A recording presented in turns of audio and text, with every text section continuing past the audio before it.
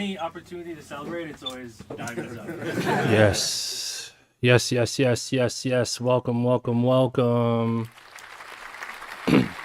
Top of the morning. Wait, let me turn my light.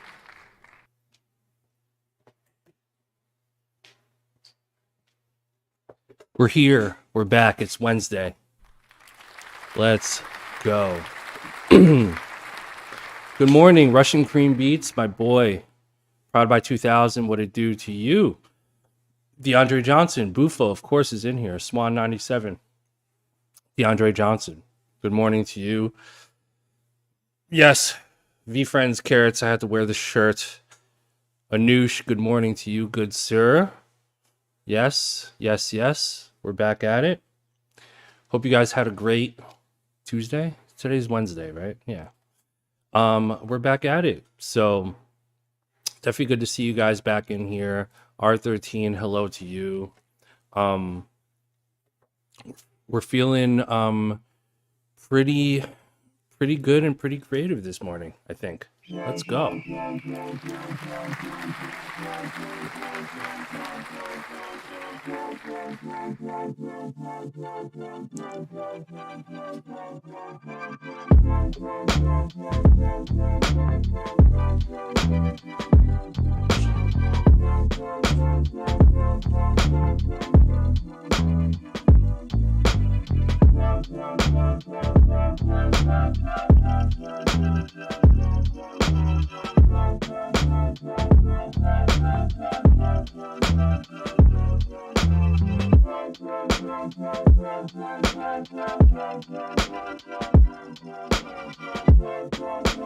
Yes, yes, yes, yes, yes, yes.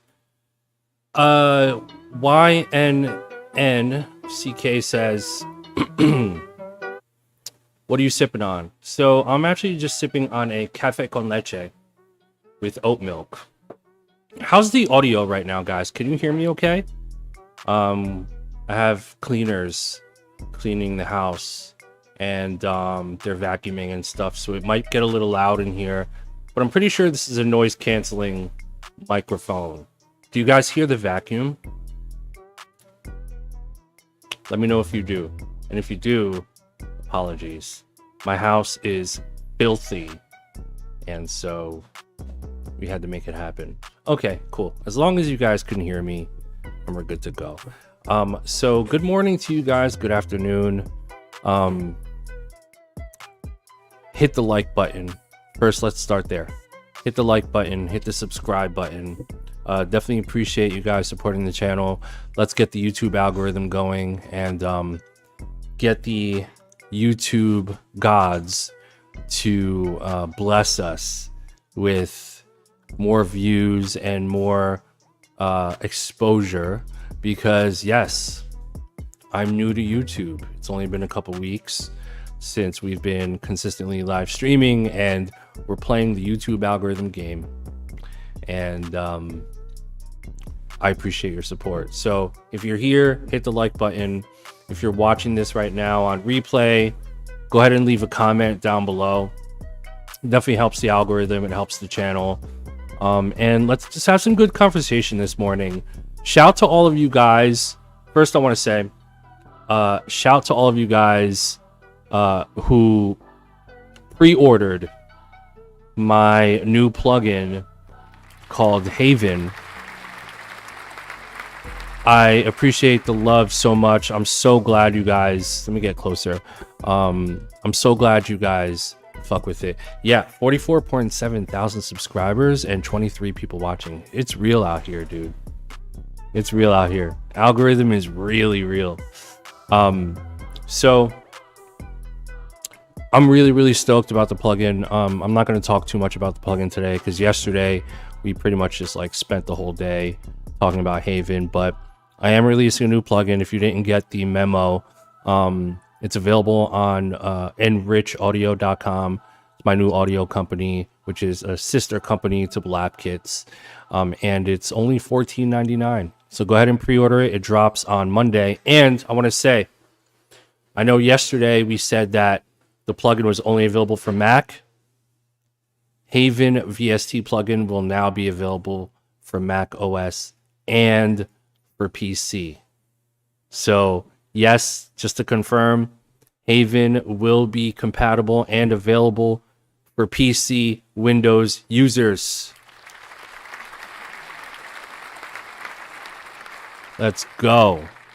So stoked about that. Yeah, so check out Haven. It's all over my social media. You can watch some of my other YouTube videos with some walkthroughs of what the VST is like, but it's one of my favorite instruments. And on Friday of this week, I'm going to be doing a live stream making sample loops using my VST Haven only. And what we're going to do is we're going to give away all of those samples for free to everyone who pre-ordered the VST. So if you pre-ordered the VST, you're going to get a free sample pack that I'm going to make live on stream here on YouTube this Friday. So that's going to be super fun. We're going to switch things up a little bit from the auction and do some free stuff for you guys for all the pre-orders. So just want to keep bringing value to you guys, and hopefully you guys enjoy it. Mr. Griffin said, can you post the link in the chat when you get a chance? Yes. I'll post it right now, actually. So it's enrichaudio.com. There it is. Boom. I don't know if you can click that, but you should be able to. Yeah. So enrichaudio.com. Go ahead and pre-order. So that's what's happening on Friday.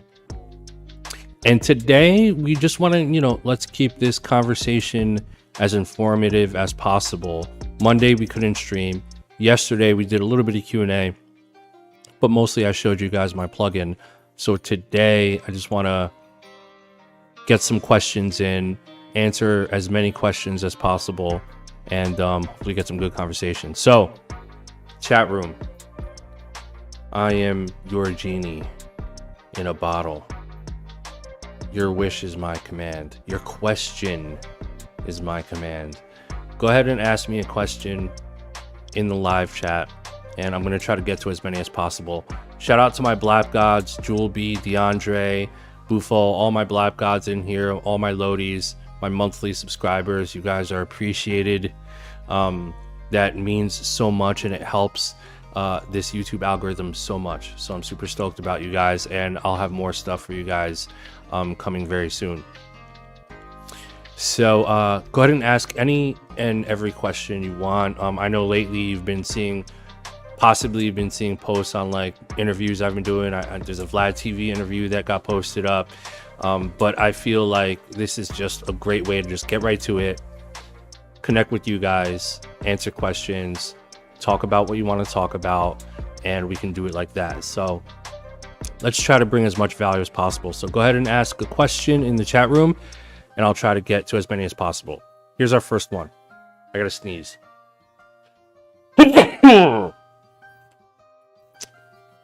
Dry sneeze. Okay.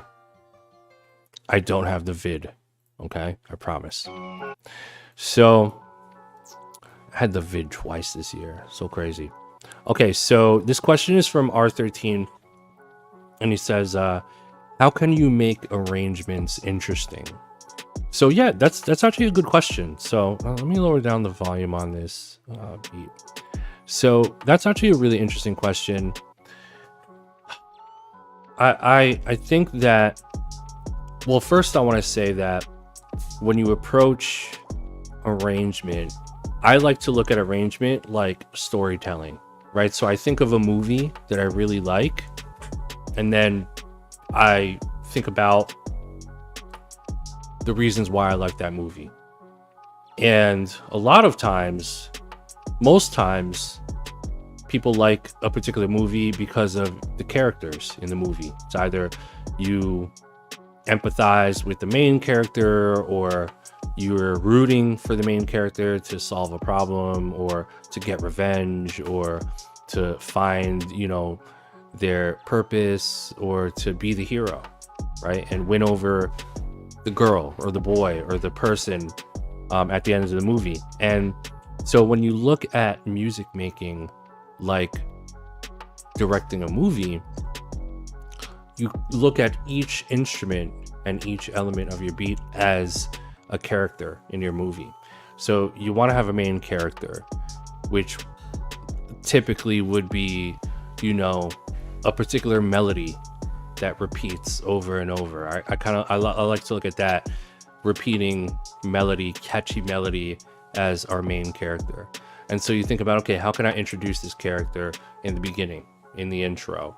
How can I gradually evolve this main character throughout the verse and then into a pre-hook that sets up our main event, our first turning point or twist in our movie, which would be the hook, right? Which could also be an iteration of that melody and that main character. So have fun with it, you know? Look at arrangement as storytelling, and each instrument, each sound in your beat or your song is a character in your movie. And you want to create a situation where these characters are communicating to each other in harmony with each other and telling some kind of story. So that's sort of my broad overview approach to making interesting arrangements. Now, there's a few tricks you can do. So with intros, really depending on what kind of beat it is. And let me actually move my chat room back over here. So, you know, for your intro, and this, you know, doesn't work with like every genre, but you could try introducing an intro and doing like a low cut.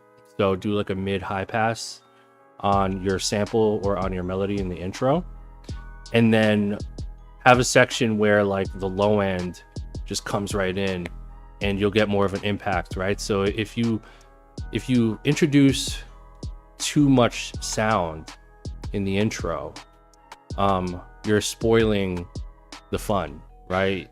You want to tease the listener by giving them a little bit in the intro, something real thin, but something that you want them to remember, right? A lot of times, if you want to create something catchy, you want to introduce a melody and then bring it back later on so that people say, oh yeah, like I remember that in the intro. I love that you brought that back in the hook, or I love that I can kind of hear it faintly during the verses, right? So there's all these little things that you can do to trick the listener and to not trick them, but to keep them interested, right? That's the biggest thing about song and beat and music arrangement is how can you get the listener to want to listen to this song or this beat all the way up until the end, right? You take them on an adventure. So yeah, approach it like that. Keep it in mind like that. More questions. Okay, so Tom J. Lael, what up, Tom? Says, nice. A mobile version would be great for mobile producers. I use various tools like tone boosters on my iPhone and iPad, and they work similar to how VSTs work on computers. Yeah, we'll definitely get there eventually with doing VSTs on mobile. But for right now, we're keeping it on the computer for now. But yeah, I'll definitely... I mean, I've always been pro mobile production, everything. But developing on those is like a whole nother world. So yeah, I'll definitely keep that in mind and try to pursue that for sure. Highland Music says, when you create your loops on Fridays, usually add parts to it. Any tips on how to use loops? That's my goal. Anyway, to make varied loops, but that connect and make sense. I'm a little unclear on your question, but I think what you're asking is the best method of like adding layers and adding parts. And what I would say to that is trust your ears and experiment.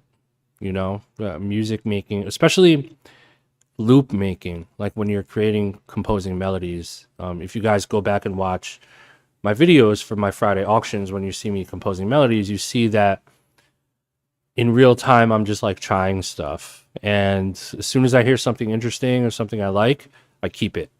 And I do that multiple times until I have this sort of sandwich of different layers.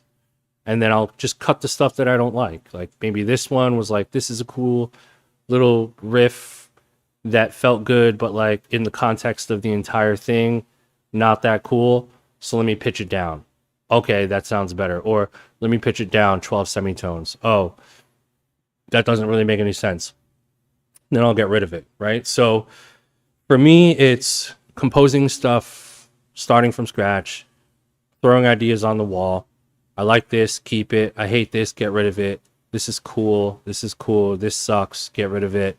And then I'm left with what I like. And then I go into sort of phase 2 in my mind, which is, okay, what else can I get rid of? So it's this process of build, build, build, build.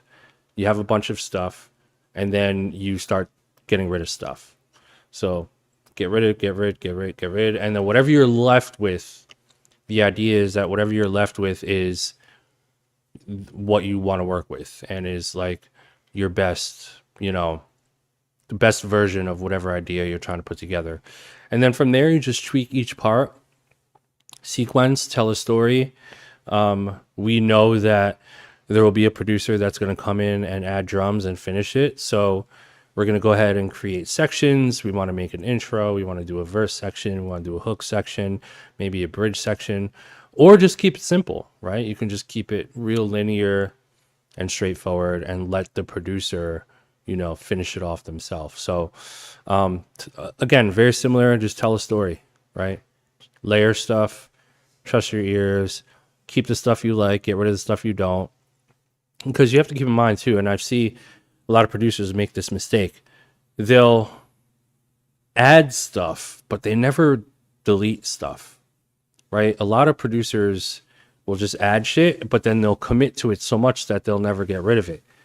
And then you're limiting yourself within the confines of whatever shit you ended up keeping.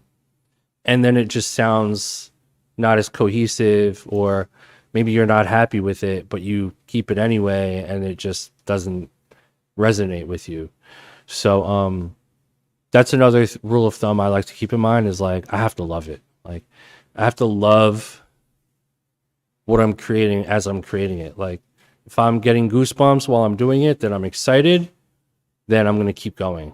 But if you're making stuff and you're just bored, or you're frustrated, and you're not really into it, then either, start from scratch or start again, or save it and start a new session and just move on. Cole Train said, is there a DAW that you think is best for workflow? Whatever DAW works with your brain, right? I think all the DAWs at this point are good DAWs. They all are capable of doing really incredible things. So now it's really just a choice, right? It's what some people work best in FL Studio. Some people's brains are wired for Ableton. Some people's brains are wired for Reason, like mine. So there's no right or wrong. There's no good or bad. Choose the DAW that you're most comfortable with, that you feel like you could maneuver in the most effectively. And it takes time, right? And I think if you're just starting, especially, it's worth it to try everything. So try FL Studio for a while. Try Ableton. Try Logic. Try this, try that. And over time, you're going to keep going to the same DAW over and over, because it's the one DAW that you feel the best in. It's the DAW that you feel comfortable in. It's the DAW that you feel like you make your best music in. Chances are that's probably the DAW you want to commit to and continue to use. Okay, we have a lot of questions here, so I'm going to try to get to as many as possible. Ice Purr said, good day to you, Ice Purr. What's your advice on solid rhythmic patterns when programming drums, melody, vice versa, that are easy to rap on? Don't think too much about easy to rap on, and think more about rhythm, right? Patterns, repetitive patterns are effective. Patterns that aren't too overwhelming. And I think the sweet spot for not only rhythm, but for everything, is to try to take your idea as far left as possible without being confusing. Because literally, guys, the worst place that you can be in the music making process, the worst type of music that you can make is confusing music. People don't listen to music to become confused. There's enough confusion in their lives as it is. They come to music for peace. People listen to music as an escape. People listen to music to relax. People listen to music to have fun and feel uplifted. And the last thing the person wants to feel is confusion and discombobulation and messy. They don't want to feel messy when they hear music. Maybe there's a small demographic of people that do. Kudos to y'all, right? And music is subjective. Who am I to say that your piece of music is confusing or not? But working within the confines of your creativity and the laws of music, you want to try to avoid being confusing with your music. So I would say if you keep that in mind, you're probably going to have an easier time tapping into types of drum patterns you feel like sound good, types of rhythms, melodies, all that good stuff will start to make more sense if you're thinking within the context of how can I not be confusing, but how can I be interesting and create something catchy and create something pleasing and really hook the listener in. You want to hook them in and get them addicted to your beat or addicted to your song or addicted to your raps or singing or whatever it is you do. And so that's the goal that we try to chase every time. Charles Lake said, "What are your thoughts on selling beats on Beatstars?" I love Beatstars. I think it's an amazing platform for people that use it. I think it's amazing for what it's designed for. I really have to piss. So I'm going to go pee. We're going to take a 2-minute piss break. If you have to pee, go pee. Don't go anywhere because we have a lot more questions to answer. I'll be right back. For now, I'll play this Squad of Knights promo video. All right? BRB.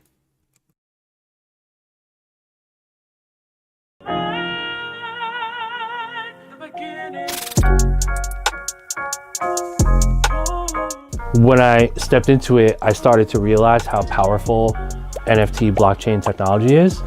And then I started to think about all of the stuff that I've been doing in the past, 10 years.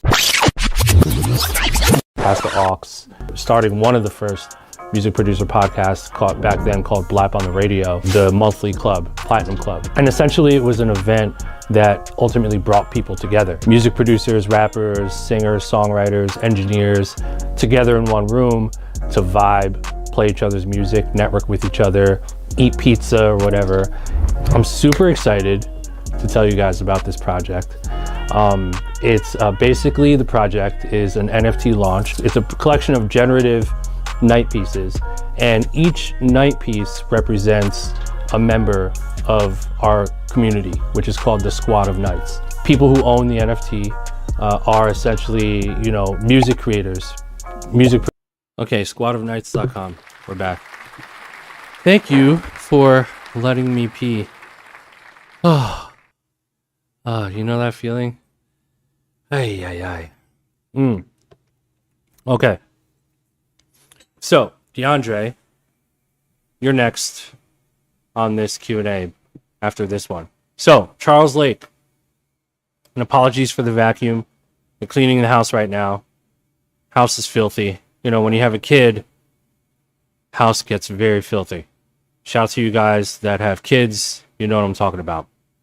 So, Charles Lake said, what are your thoughts on selling beats on Beatstars? So, like I said, shout out to Abe, shout out to Mike, and the whole team over at Beatstars. I think they are the #1 platform for selling beats as an independent producer with the intention of making money micro income in the fastest way possible as a music producer. Now, whatever other opinions or caveats or baggage is included with being a producer that sells on Beatstars is completely the opinion of the person making that opinion. Now, these are not my opinions, but here's what I'll say. There is a world, okay, where if you sell beats on Beatstars, there are people that will look at you in a different way. That could be good, that could be bad. And like I said, these are not my opinions. I'm just stating observations. There are people that will say, oh, well, you sell on Beatstars. You have beats that you're selling on there for $100. Why should I pay you $5,000 for this major placement when you have beats on Beatstars for $100? Or, you know, you have exclusive beats on Beatstars for $2,000, but you're charging me $10,000 because I'm a major artist? No, we're going to pay you whatever your rate says on Beatstars. Right? And then there's a bunch of people that are just confused, right? It's like, oh, well, I see you sell beats on Beatstars for $50. There's no way that you can justify charging $1,500, $2,000, $5,000, $10,000. I don't care how many placements you have. You're selling your beats for cheap. Why am I paying more? I could have just logged on Beatstars and bought it through there. So that's one thing that is worth considering when you're selling on Beatstars. And then, you know, there's a world where none of that shit matters, right? There's a lot of people that are not affected by that at all. And then maybe there are some that are, you know? So, in terms of the technology and the power of Beatstars, it's extremely powerful. And in fact, Beatstars, has partnerships with major labels too. So it's not like, you know, it's not like you're completely left in the dark if you sell on Beatstars and you feel like, oh, I can't be an industry producer because I sell on Beatstars. No one cares. Fuck all that shit. You know, there's a world where none of that matters as well. So just some stuff to keep in mind with the Beatstars stuff. I think if you play your cards right on Beatstars, you can make good money and you can put food on your table and make a living off of it. And a lot of people are. And I think that's incredible. You know, making beats is the best job ever. One of the best.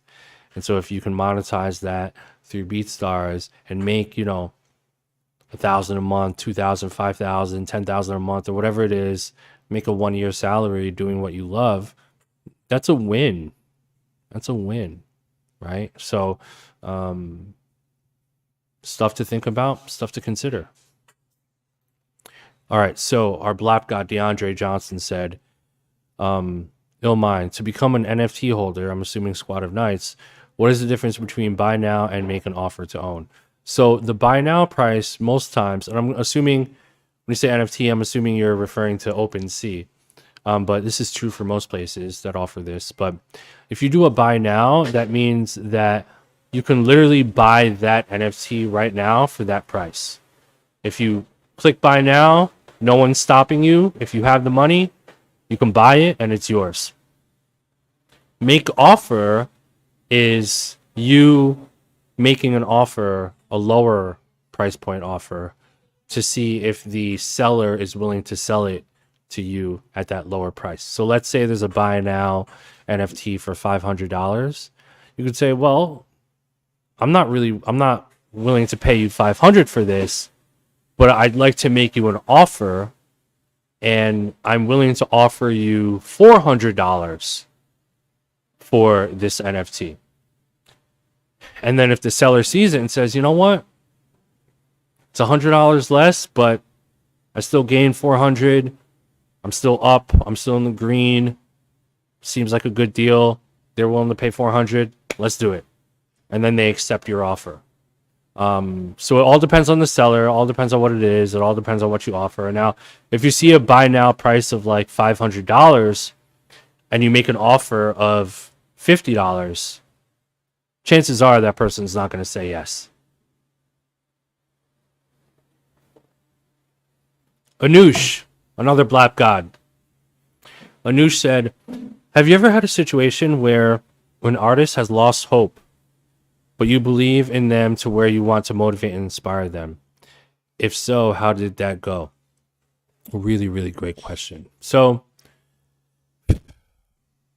I can't say necessarily that I've directly been in that situation. And also the reason why I'm saying that is because I don't want to ruffle any feathers regarding some people that I have worked with in the past, which, by the way, have all been amazing experiences. But I don't want to, because of who I am, I don't want to say yes to this because that artist might think I'm referring to them, and then it becomes a whole thing, and then it's like, yo, what the fuck? Like, you didn't believe in me type shit. Or you didn't think I believed in myself, or I didn't believe in my career. Sometimes shit just works out and sometimes it doesn't. Now, that being said, Anush, if you're going through this, I think the real question is, how much energy are you willing to deploy to and for this person, right? How much energy are you willing to deploy and drain yourself of to help this person? And do you think the return on your energy investment is worth it? And that's really the only question I think that you would have to ask yourself. Because it's hard to, believe it or not, it's hard to consistently exert your energy to bring someone up who is down, you know? It's an honorable thing to do. It a lot of times it feels great. But the fact of the matter is that you are a human being, and there's only so much pulling up you can do for people to the point where it becomes exhausting for yourself. And in my opinion, I've never found it useful or helpful or beneficial to drain your own energy for other people to the point where you're exhausted. The exhaustion that comes with it doesn't match up the return on your energy deployment enough. And there's no amount of money or whatever to justify your peace of mind and your energy. So, and again, the older I get, the more I am mindful of like protecting my energy. And I think that's something you guys, you know, could also think about, is like observing your energy and where you're deploying your energy and where you're spending your energy. Are you getting energy back? Are you feeling replenished after exerting that energy?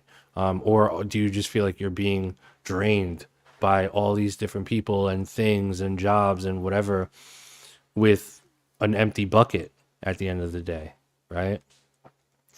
And it's okay to exert energy as long as you're able to replenish that energy back, hopefully from whatever source you're deploying that energy to.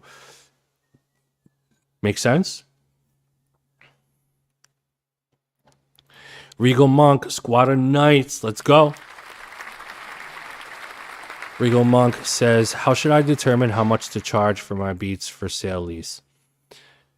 This is, yeah, I mean, this is an ongoing discussion. I think you want to look at two things.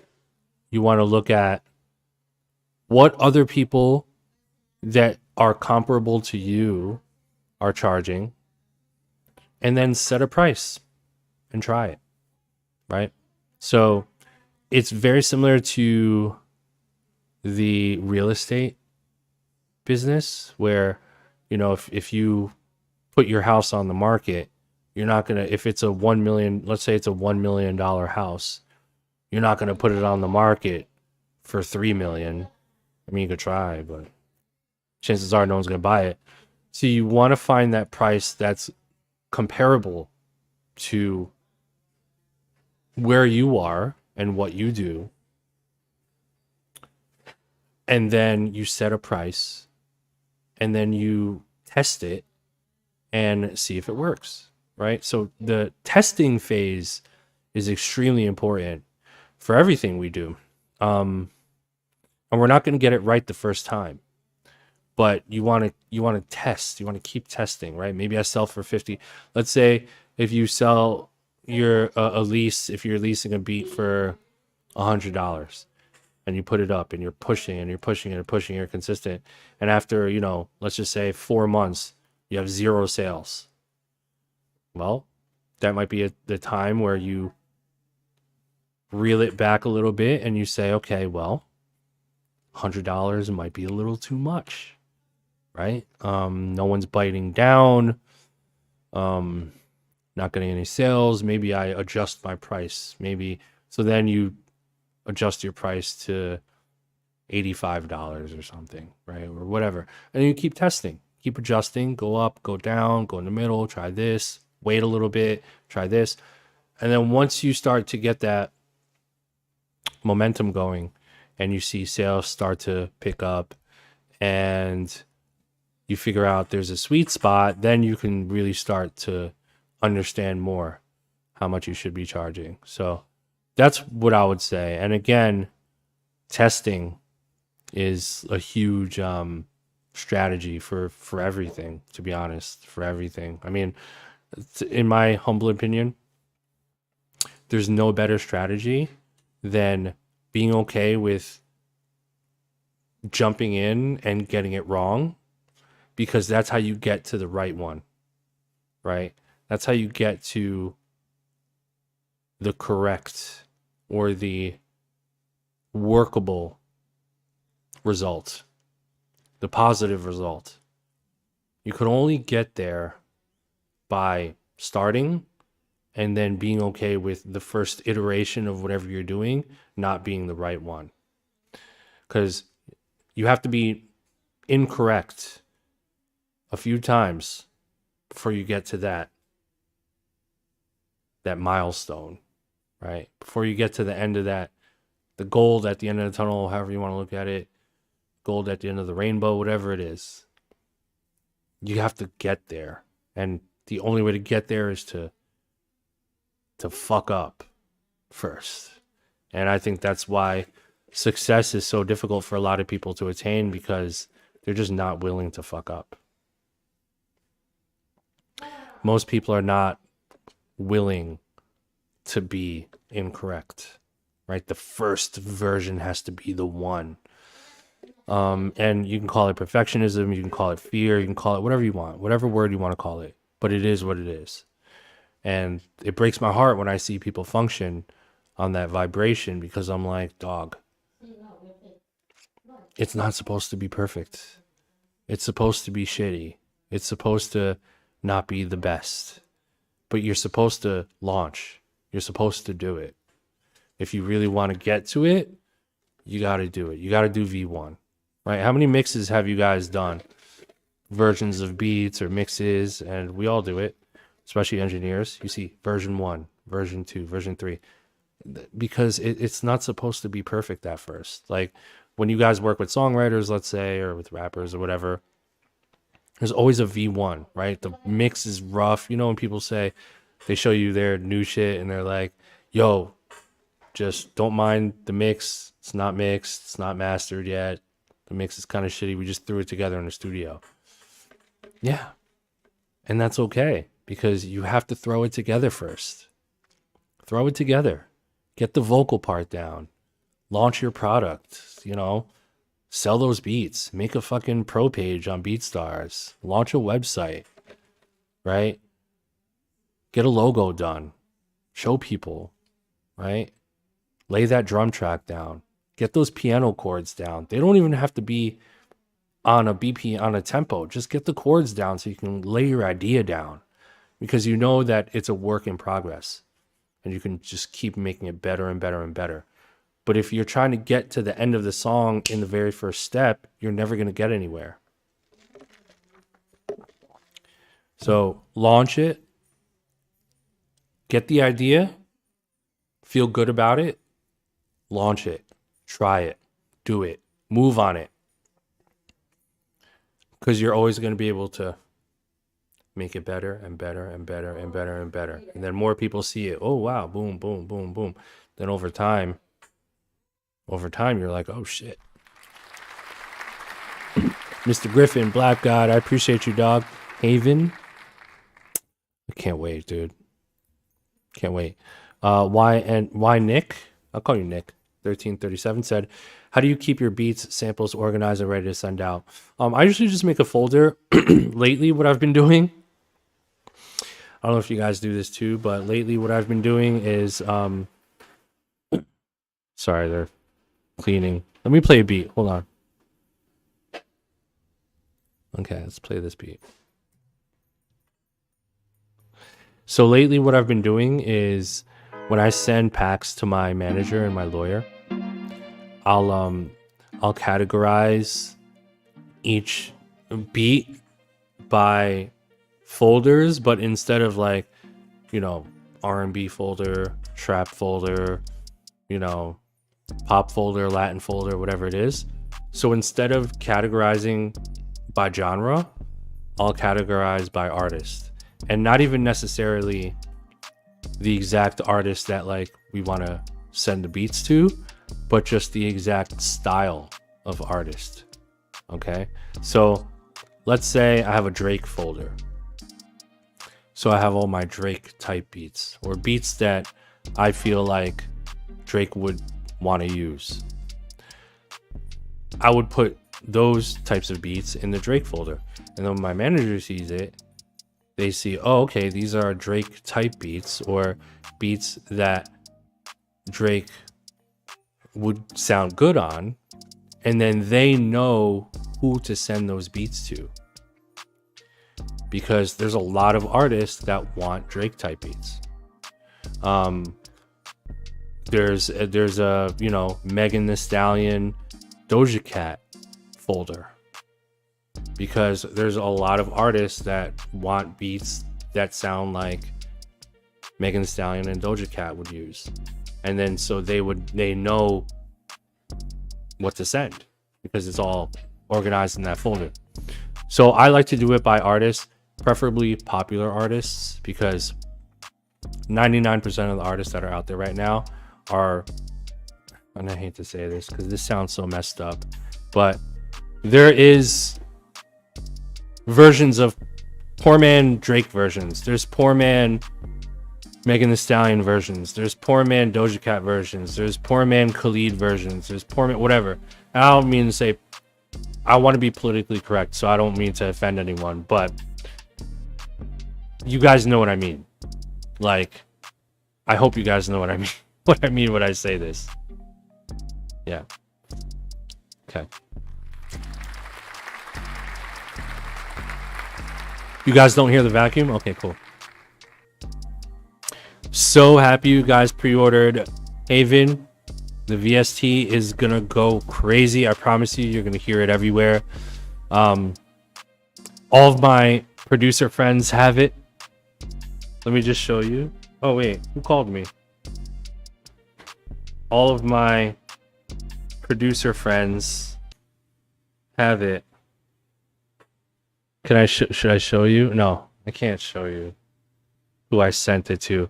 But your favorite producers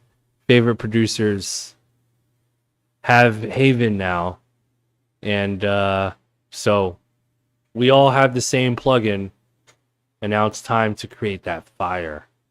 All right. EC Orduna said, Do you entertain unknown producers who send you beats via DM?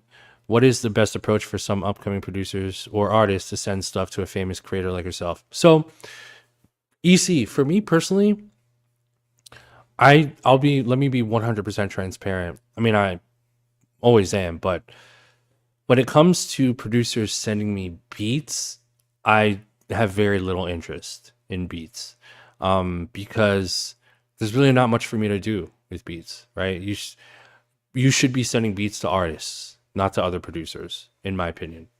So me personally, I don't really have anything to do with those beats because I'm not an artist.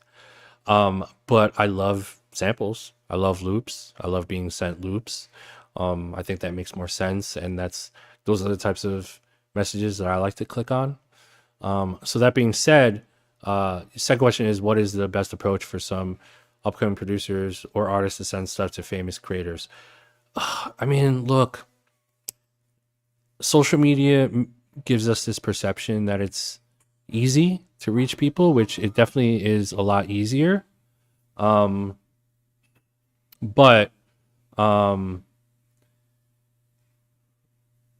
utilize social media. I mean, you know the answer to this. If you like a producer or an artist, you just got to shoot your shot and DM them. But the best case scenario is somehow figuring out a way to meet the person. It's such a tough question. It's such a tough subject. You know, it's the one thing that we all want. How do I get my music heard by the big artists? I mean, it's a fucking conundrum. Is that the right word? I don't even know what that means, but it's a tough one, man.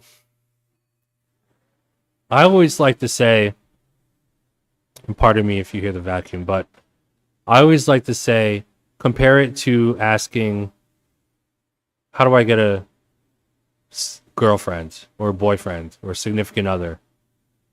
How do I get a girlfriend, for instance? I mean, I can't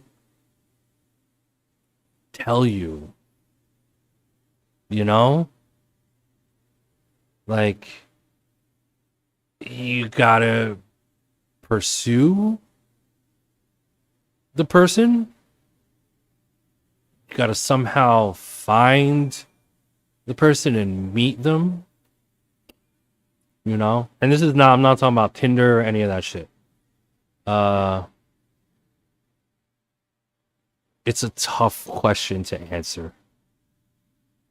It's almost like the answer is you just gotta make it happen. Go make it happen. You know? Go make it happen. Coltrane said, you miss 100% of the shots you don't take. Big facts. Big facts.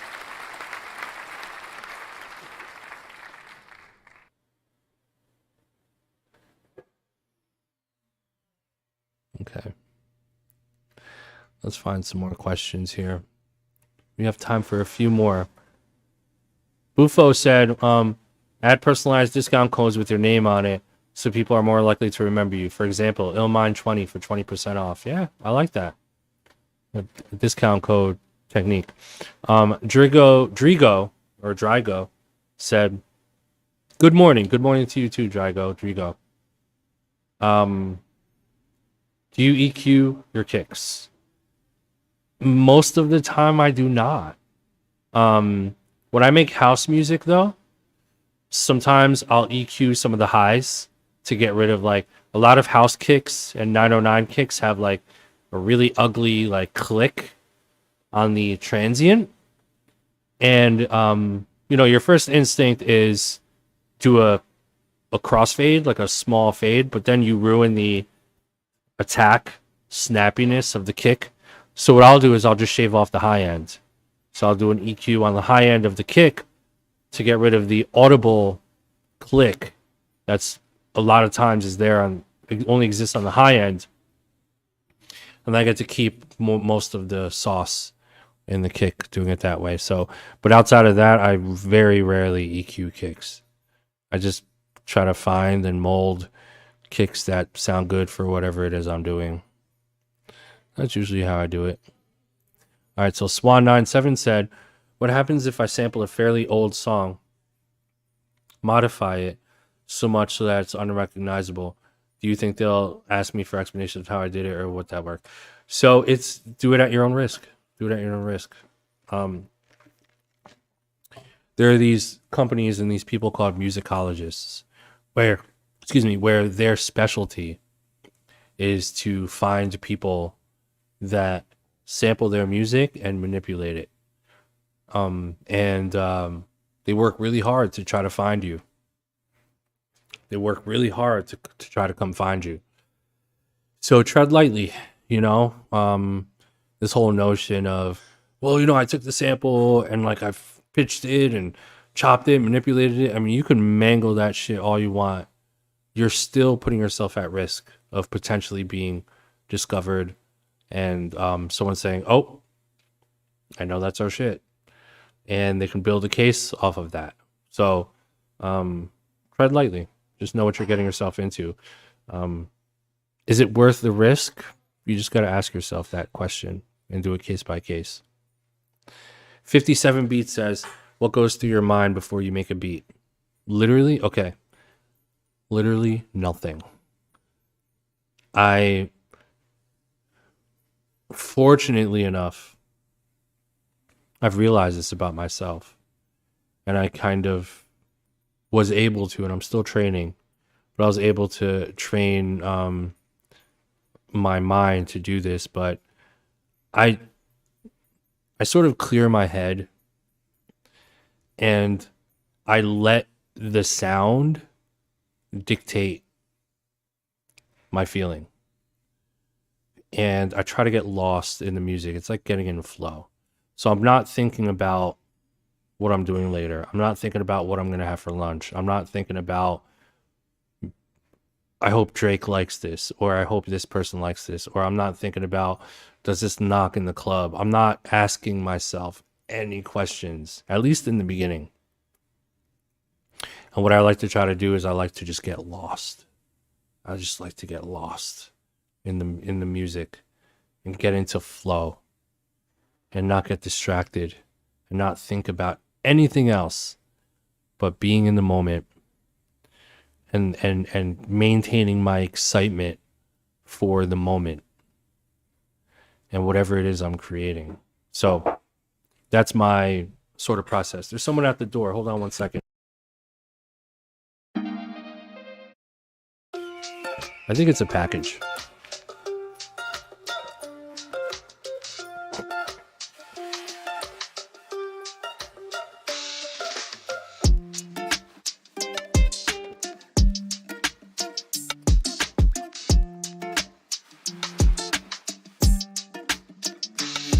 We just got a letter. We just got a letter. We just got a letter. Na na na na na.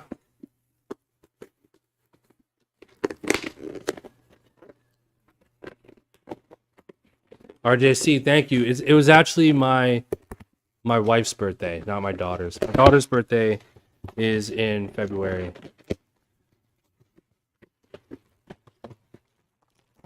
So fun. So fun. You know what this is? It's a plug for the new light fixture I'm putting in my dining room. This is a plug for a ceiling hardware kit. Oh my gosh, so exciting. Look at that. Ceiling lighting kit. Hardwire lighting kit for my new light fixture in my dining room. So fun. Not a trumpet like Ryan Leslie. How cool would that be? Oh, Ilmine just did the same thing Ryan Leslie did. He ordered a trumpet from the mail from Amazon. And then now he's going to sit here and make hot fire. Nope.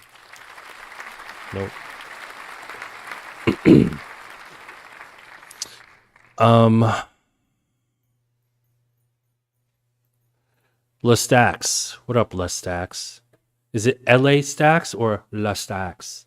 I appreciate you, dude. So Lestax says, do you think moving to a big city is a game changer when trying to really get on as an artist and make true connections?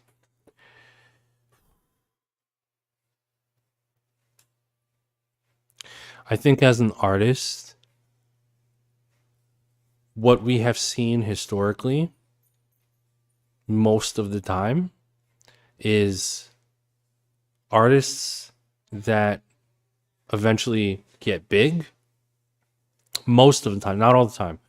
Most of the time, artists that get big started in their home country or city and created a buzz and momentum for themselves in that city or state or country that they live in or that they're from.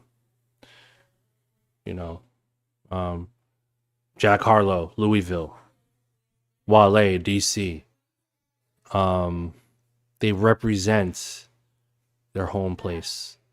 Atlanta, I mean, everyone. Atlanta.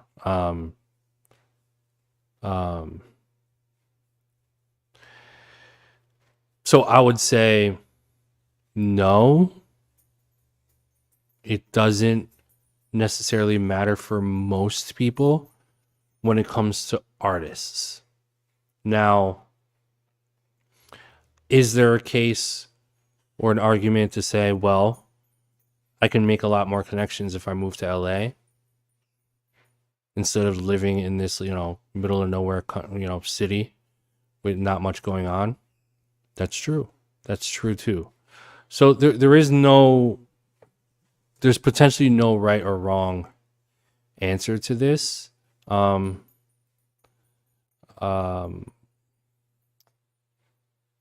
It really just depends on what kind of artist you are and what you're going for and who you're trying to meet. You know what I mean? So, Traxleia, what up, Traxleia? Traxleia said, what up, Ill? How are you? I'm good, man. Thanks for asking. I've been deciding whether to cop a Korg M1 keyboard or the rack. Are there any downsides to owning the rack? No, I don't think so. I mean, I think the keyboard is good if you're like touring with it. But if you're in the studio, rack is probably your better bet, right? It just depends. Same shit. You're gonna have to plug in a keyboard eventually, so you're adding on an extra step of work by plugging it into some kind of MIDI device. But rack mount's cool. I mean, if you have a bunch of rack mounts, you can fit them in one space. If you're limited on space, that's cool too. So it's preference. I don't think there's any advantages or disadvantages necessarily. Hits Tori said, is it a bad sign you give an artist a beat and it's taking a long time for the final product? I don't know. Could be a number of things. Could be that they just don't have time. It could be that they are not really inspired by it. Maybe they're not finished with it. Maybe they're taking their time on it on purpose. I mean, there's really no way to know for sure. But I think one way to get closer to your answer is by communicating. I think being transparent and having good communication with the people you collaborate with is your best bet to knowing, what to do next and why something is taking so long and blah, blah, blah, blah, blah. So, guys, it's 11:05. I got to run. Great stream today. Where's this beat? Let me play this beat. What's this? Nice guitars there. I want to say shout out to you guys. Shout out to all my Black Gods, my Lodies, IPCs, Squad of Knights, monthly members. Hit the like button, hit the subscribe button. Let's get this YouTube algorithm to keep going. Really, really fun conversation today. I hope some of this stuff we spoke about today helped you guys. Our next stream is on Friday. I'm going to get on here at 10 a.m. Eastern again here on YouTube. We're going to make loops from scratch, and we're going to give away those loops for free. So everyone who pre-orders my new plugin, Haven, I'm super proud of that plugin. Spent a lot of hours and headache to create those patches, and I hope they are valuable to you guys in creating some fire, and I'm confident they will be. So I'll see you guys in 2 days. I'll see you on Friday. Have an amazing day. Friday, we're back here on YouTube, 10 a.m. Eastern. We're going to make loops from scratch using my new VST, Haven. All right, go pre-order it. Get your hands on it. And I'll see you in 2 days. I'm out. One love to my Blop gods.